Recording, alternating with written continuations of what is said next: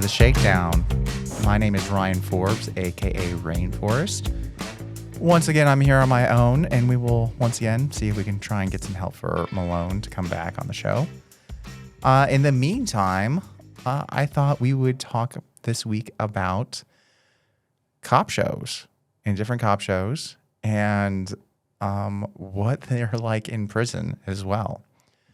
So there's a lot of different varieties of cop shows, and I am well familiar with them because, believe it or not, the most popular shows that people watch in prison are actually cop shows. Not cops, because there wasn't really a channel that showed cops in prison, but I would imagine that would have been extremely popular if it was available to inmates. However, there were the most popular show by far was a cop show, and I'm going to let you guys guess. Take a second, think about it. Think about all the different types of police dramas, police procedurals, different types of police shows there are out there, and think about what the number one show that inmates watch in prison, or at least in Texas prisons, are. I don't even have to go and look in the numbers. I'm sure this has never been researched. But I can guarantee you from my experience, and if you ask any inmate that's come out of a Texas prison, they can probably will tell you exactly what I am about to tell you. All right. You think about it? You have a show in your mind? Okay. The number one watched TV show in prison is Law and Order SVU. That's right. The number one show that inmates love to watch is they love to watch a police show where they arrest nothing but sex offenders. I don't understand it. I don't get it, but they love it. And on top of it,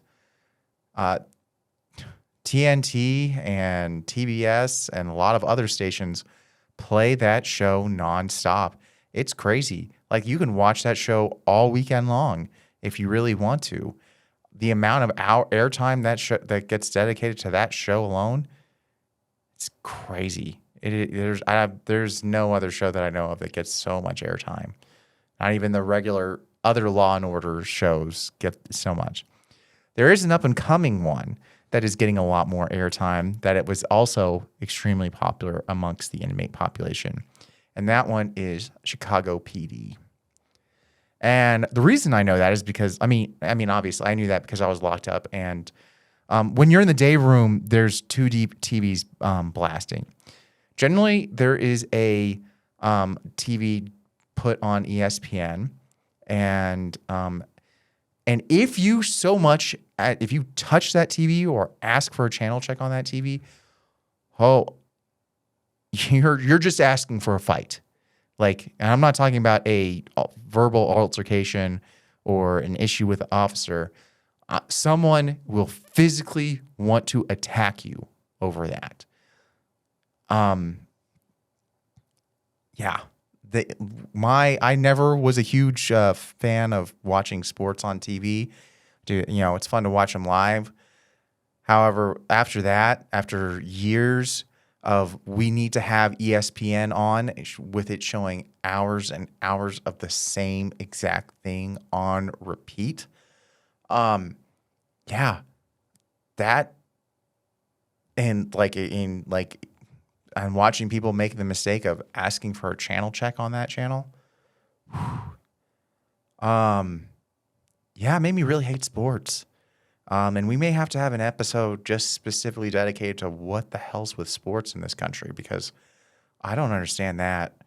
Though, here's the thing about why it's so important in prison. The reason sports is so important in prison, why it's such a big deal, is because it has to do with gambling. People make money off of those games. They watch sport. When they're watching SportsCenter, they're trying to get the inside track and trying to find out who's playing, what's playing, get the latest updates so that they know what to put their money on this week. And like on Saturday and Sunday when the games are all going on, they've got their money on. And it doesn't matter. It doesn't matter if it's football, like football season's over or basketball season's over. There's money on some sort of game going on. There's always money changing hands on sports. And I'm sure if you go and look at the rule book, on Texas prisons or wherever, whatever prison, they'll say, oh, but gambling's not allowed. Yeah, lots of things are not allowed in prisons, yet they manage to find their way in, and gambling happens constantly. Constantly. Just like drugs happen all the time, and just like sex happens all the time. All of them not supposed to happen. Oh, cell phones, illegal. You get a free world charge. You get a new charge on there. Guess what you'll find all over prisons? Cell phones. The media is happy to find ways to slip them in so that inmates will take pictures and things like that so that they can report on stories and stuff like that. It's crazy. But yeah, that's, it's interesting. I don't understand the thing with sports. So on the other TV is what we call the movie TV. So usually that would at night, weeknights and on weekends, that would be changed to a channel that was playing movies and people would watch movies, which that usually ended up being whatever, the same, like during each month, like we only had access to certain channels. So like TNT, TBS, USA, and then the, ABC, CBS, NBC, and then Fox News. And that's it. Those are like our channels, and ESPN. So that's it. So, and TNT, USA, and TBS play a lot of the same movies over and over again. And when one's in rotation, it'll play on all of those channels. And so we knew those movies. We knew Lord of the Rings backwards and forwards. We knew The Matrix backwards and forwards. We knew what else we have. What are some of those? There's a bunch of those like big name movies that they play. Well, they started playing Harry Potter, but they didn't. That was actually one they didn't play a whole lot of. But there's certain big name movies. Lord of the Rings and The Hobbit was those movies. They played them to death. Star Wars movies. Oh gosh, Star Wars. Yeah, those got played a lot. So yeah, and whenever a new movie came out, you would not find a spot on the bench. So anyway, since the movies were always usually the same, people wanted something quote unquote different. And that would end up being those lovely cop shows. And even though, once again, they probably have seen even though there's thousands of episodes of SVU and maybe hundreds of episodes of Chicago PD, I really don't know. I really don't care. And I hope it goes away. Like, I really hope both these shows, they really need to go away because they're really awful. And the reason that they're really awful is because they talk about a reality. Like, the way they depict criminal justice does not exist. And so Law and Order, the way it works is a crime happens. Then the police find out about the crime. The police immediately start investigating. And then you'll see scenes of them going door to door, tracking the case down, making calls, doing, investigating. And it's a lot of, like, if you watch the show, they're walking constantly. They're walking from place to place doing this, walking around town. They're going across all around the city of New York. This is for every Law and Order, all right? It doesn't matter if it's SVU or something else. They're doing this constantly. Constant movement, constant tracking down until they find their perp, all right? And they find the perp, and then they bring him in for questioning, and they hit him hard. They hit him hard with these questions, and they're trying to get answers out of him, and it's they don't care about the rules. They're gonna get the questions out of them, and then they go, and then that person, once they're convinced that that's the person who did it, then they'll go in front of a judge, and then now it's the DA's job to seal the deal and get this person all the time, get them as much prison time, get them the harshest sentence possible, because that's what that victim needs. That victim needs to cry on the stand And then once that victim cries on the stand, the perp needs to come up there and then angrily admit that he did it, but it's the world that messed him up, and show what an awful person he is, and then take no responsibility for what he did, but just be angry because they're just evil people and they'll never take responsibility and they should just be shot in the head anyway. So that's Law and Order. That's the Law and Order universe. Please let me know, Ryan at shakedown.show. Let me know if I messed up the Law and Order episodes for you. I've seen a few of them, so I have a feeling from the ones that I saw, that's exactly what happens. Anyway, and I'm sorry if I spoiled an episode for you. I'm sorry if I spoiled it. The next one is Chicago PD. Chicago PD, I didn't think they could do worse. It's made by the exact same people as the people who make Law and Order. I didn't think he could go worse, but this is once again, it's a police show where it's showing the police solving crimes at any cost. I have not seen much of this show, but I remember sitting down and deciding to watch it one day just to see, because I understood that this was a pro-police, we need to support the police, hoorah show.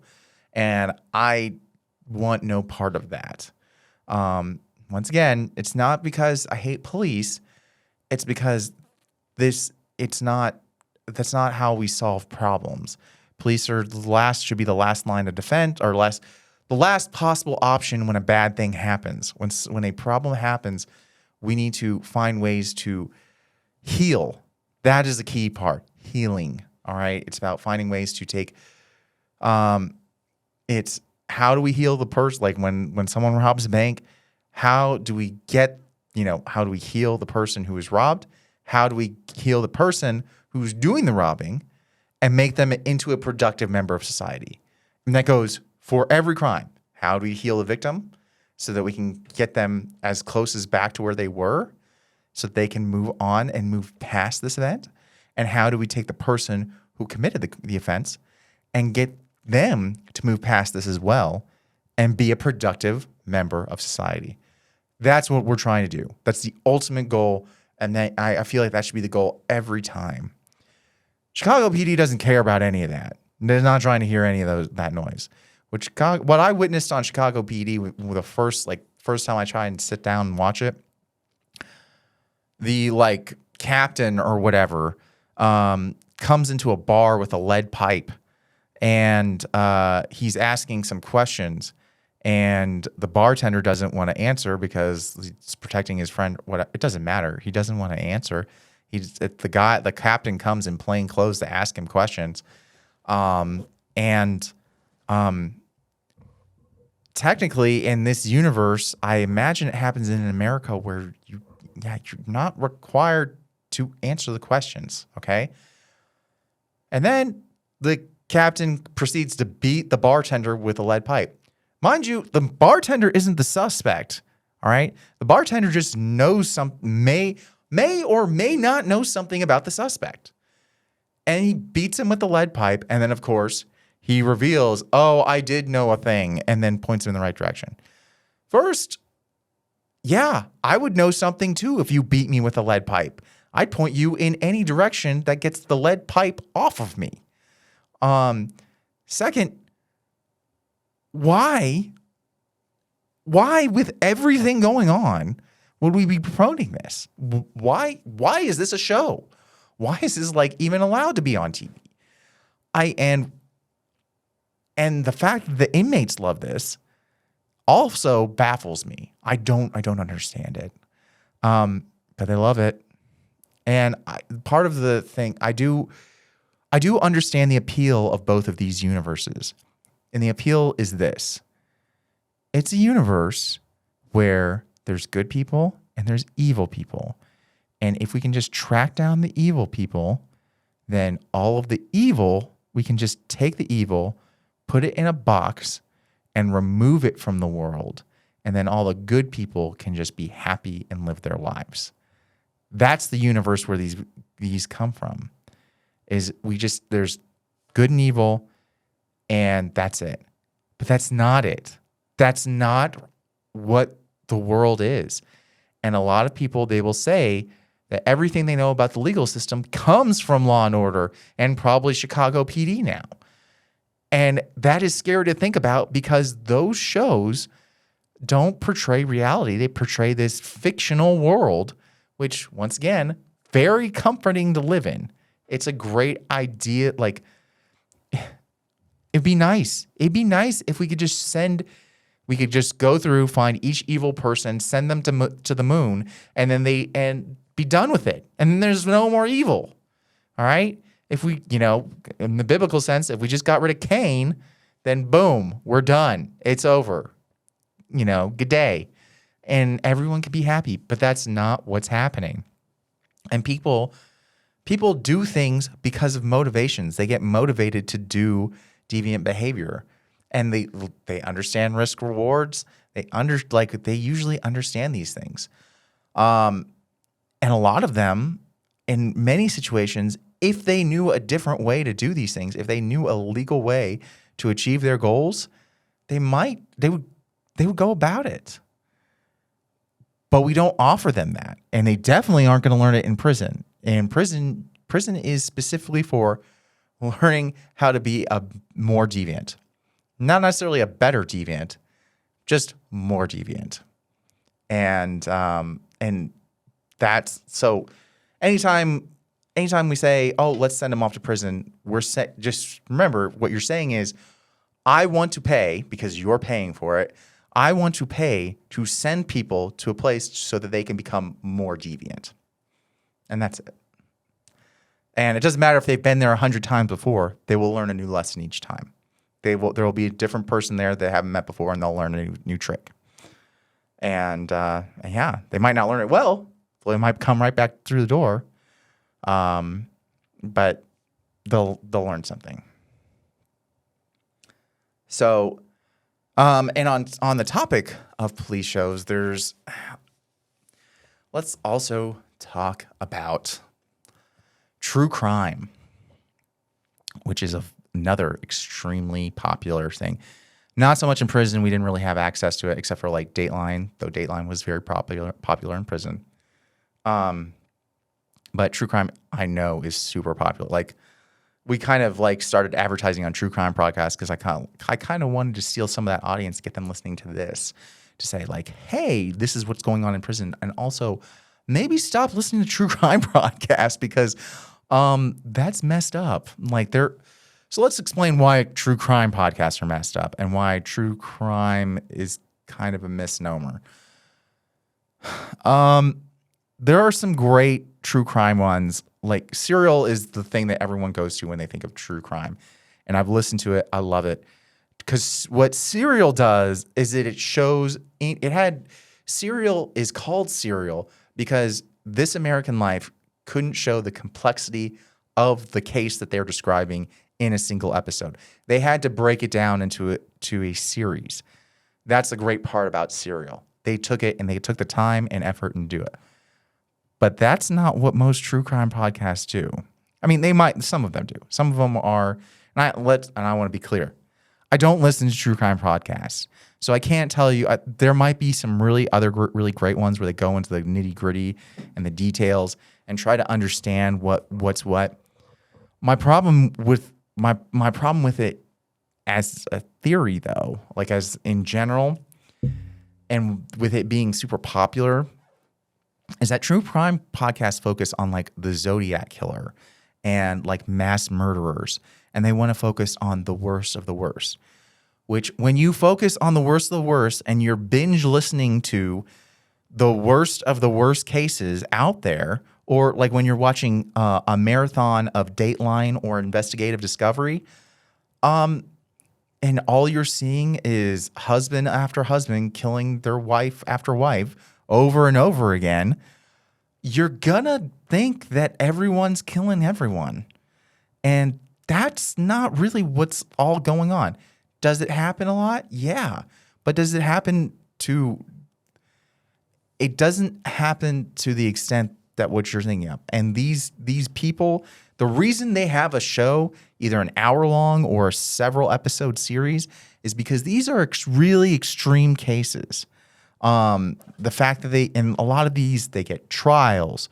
There's an extensive investigation. Those things don't happen in most cases. And statistically, 95% of cases do not go to trial.